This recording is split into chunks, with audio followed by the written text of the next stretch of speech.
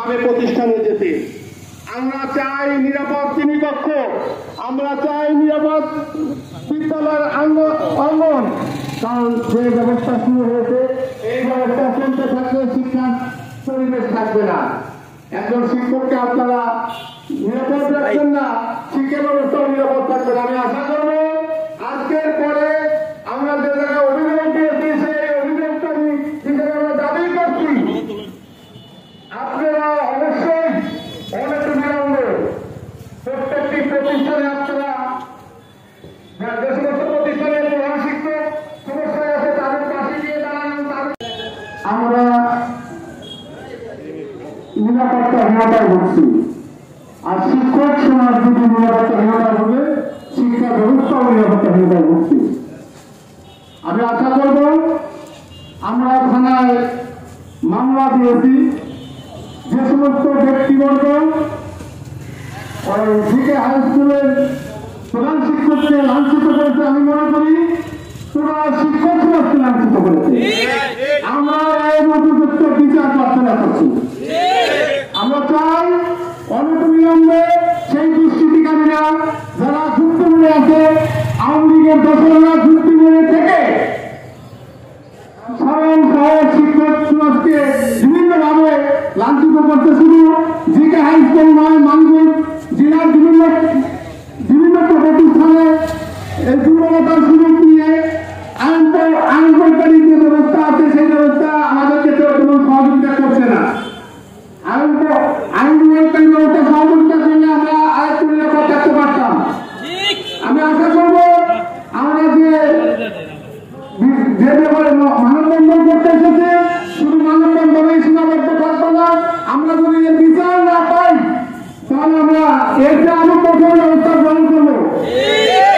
আগামী 1 সপ্তাহের মধ্যে সেই দুষ্কৃতকারীরা যারা ওই রফিকুল ইসলামকে লাঞ্ছিত করেছে, বিভিন্ন প্রধান শিক্ষকের বিদ্যালয়ে যেতে দিচ্ছে না, তাদের বিরুদ্ধে ব্যবস্থা না নিলে আমরা জেলার শিক্ষক সমাজ আর বসে থাকবো না। আমাদের আর বসে থাকার সময় নেই, আমাদের পিঠ হলে থেকে গেছে। আমরা রাস্তায় যখন নেমেছি সঠিক বিচার না করে আমরা রাস্তা থেকে বিচার আদায় করে দেবো ইনশাল্লাহ।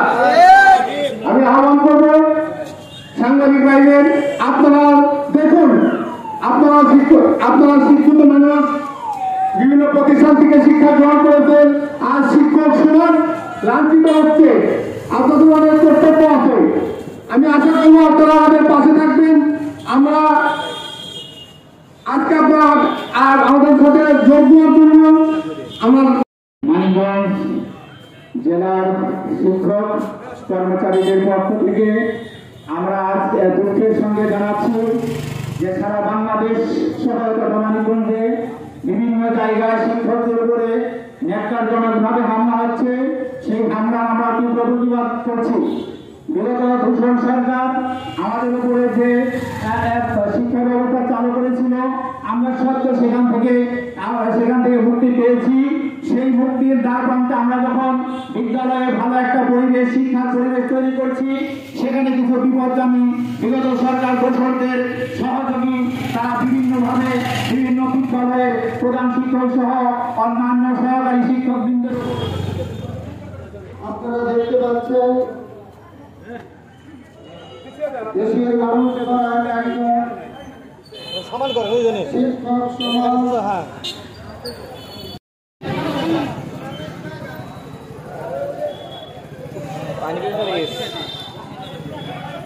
যাও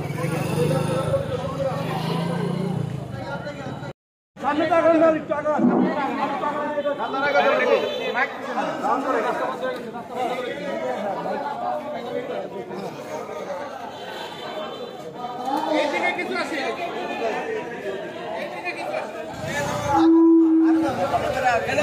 সব লম্বা